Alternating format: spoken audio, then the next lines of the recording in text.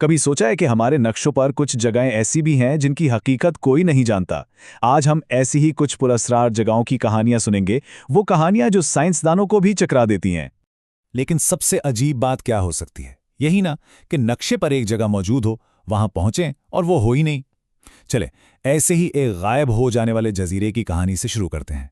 तो सबसे पहले बात करते हैं बर्मिया जजीरा। सोचें, एक जजीरा जो सदियों से नक्शों पर नजर आ रहा है और फिर अचानक गायब, ऐसे जैसे कभी था ही नहीं। आखिर गया कहाँ ये जजीरा? और ये कोई सुनी सुनाई बात नहीं है। 1539 से लेकर 1921 तक ये जजीरा बाकायदा सरकारी नक्शों पर मौजूद था। मतलब हुकूमतें इसे मानती थीं, इसका जिक्र किताबों में था। फिर 1990 की दहाई में जब मेक्सिको की हुकूमत ने इसे ढूंढने की कोशिश की तो कुछ नहीं मिला। जदीद तरीन टेक्नोलॉजी के बावजूद इसका कोई नामो निशान नहीं था। अब सवाल ये उठता है कि एक छोटे से जजीरे के गायब होने से क्या फर्क पड़ता है?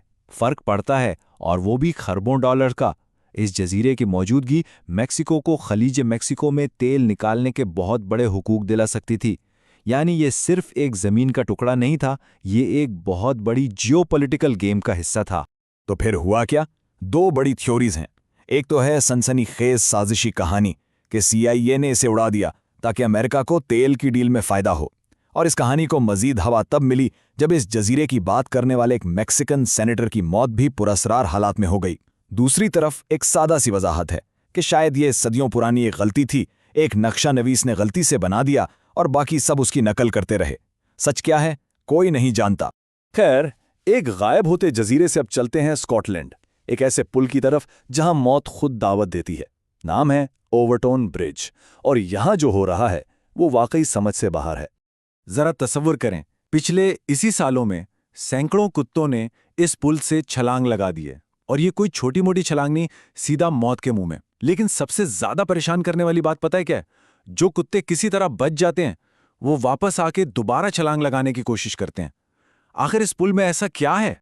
जाहिर है, जब ऐसी अजीब बात हो तो माफूकुल फितरत कहानियां तो बनेंगी। मुकामी लोगों का मानना है कि ये एक ऐसी जगह है जहां जन्नत और ज़मीन की सरहद बहुत पतली है, या शायद यहां ओवरटून की सफ़ेद खातून नामी एक रूह का साया है। और तो और 1994 में यहां एक बहुत ही अफसोसनाक वाक़या पेश आया था। कुछ लोगों का ख्याल है कि उस वाक़े की मनफी तवानाई आज भी यहां मौजूद है। लेकिन क्या हर चीज का जवाब भूत प्रेत में होता है? साइंसदानों ने भी इस पर तहकीक की है। एक थ्योरी ये है कि 1950 की दहाई में यहाँ मिंक यानी एक खास किस्म के नेवले पाले जाने लगे, जिनकी बू कुत्तों, खासतौर पर लंबी नाक वाली नस्लों को पागल कर देती है। दूसरी बात ये कि पुल की दीवारों का डिज़ाइन ऐसा है कि कुत्तों को शायद आगे का गहरा खला नजर ही नहीं आता। उन्हें लगता है कि आगे हमवार ज़मीन है और वो छलांग लगा देते हैं। चलें, अब सर्द जंग के दौर में चलते हैं। उस दौर में अमेरिका और सोवियत यूनियन के बीच एक दौड़ लगी थी। लेकिन ये सिर्फ खला में जाने की दौड़ नहीं थी, एक और मुकाबला भी चल रहा था, और वो था जमीन के मरकज तक पहुंचने का। और इसी दौड़ में खोदा गया एक ऐसा गड्ढा जिसे लोग जहन्नुम का कुआं कहने लगे। जी हाँ, एक तरफ खलाई दौड़ चल रही थी तो दूसरी तरफ एक ज़मीनी दौड़ भी जारी थी। दोनों सुपर पावर्स ये देखना चाहती थीं कि कौन ज़मीन के अंदर ज़्यादा गहराई तक जा सकता है, और सोवियत यूनियन का इस दौड़ में जवाब था कोला सुपर डीप बोहोल। और ये कितना गहरा था? 40,000 फुट, यानी 7.5 मील से भी ज्यादा। अगर समंदर की सबसे गहरी जगह मैरियाना ट्रेंच को भी इसमें डाल दें तो भी ये गड्ढा गहरा है। लेकिन 1992 में ये प्रोजेक्ट रोकना पड़ा। क्यों? क्योंकि इतनी गहराई में दर्जा हरारत तकरीबन 360 डिग्री फ़ारेनहाइट तक पहुंच गया था। इतना गर्म कि ड्रिलिंग मशीनें पिघल रही थीं। प्रोजेक्ट तो रुक गया, लेकिन एक कहानी शुरू हो गई।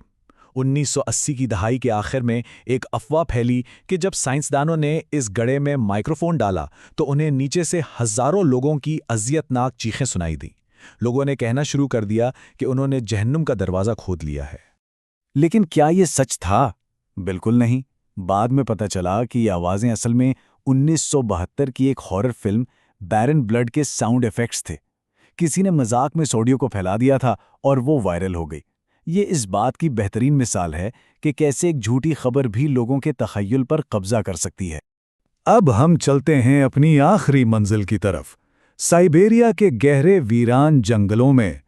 यहाँ एक बहुत ही अजीब चीज़ है, एक बड़ा सा पत्थर का टीला जिसे मकामी लोग आतिशी उकाब का घोंसला कहते हैं, और इसका राज आज तक कोई नहीं जान सका। साइंसदानों ने बहुत तहकीक की है। वो ये तो जानते हैं कि ये क्या नहीं है। ये किसी शहाब साकिब के टकराने से नहीं बना, ना ही ये कोई आतिशफिशा है और ना ही कोई एटमी धमाका। तो फिर आखिर ये है क्या?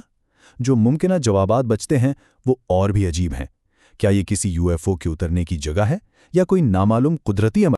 लेकिन सबसे हैरानकुन बात यह है, इस टीले के आसपास के दरख्त बाकी जंगल के मुकाबले में बहुत ज्यादा तेजी से बढ़ रहे हैं और ऐसी ही गैर मामूली ग्रोथ चेर्नोबिल के एटमी प्लांट के हादसे के बाद वहां के जंगलात में भी देखी गई थी। तो क्या इसका मतलब है कि इस टीले के नीचे कोई ताबकारी चीज है? अभी तक जो सबसे काबिल कबूल साइंसी वजाहत है वो है गैस आतिशफशा का नजरिया। यानी जमीन के बहुत नीचे से हाइड्रोजन गैस और हरारत का एक बड़ा बुलबुला ऊपर आया जिसने ये टीला बना दिया और दरख्तों की ग्रोथ को भी बदल दिया। लेकिन ये भी सिर्फ एक थ्योरी है, हतमी तौर पर कोई कुछ नहीं कह सकता।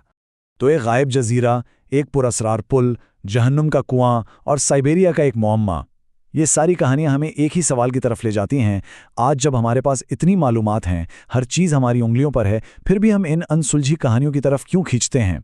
शायद इसलिए कि ये हमें याद दिलाती हैं कि हमारी दुनिया आज भी कितनी पुरअसरार और दिलचस्प है और अभी भी बहुत से राज हैं जिनसे पर्दा उठना बाकी है।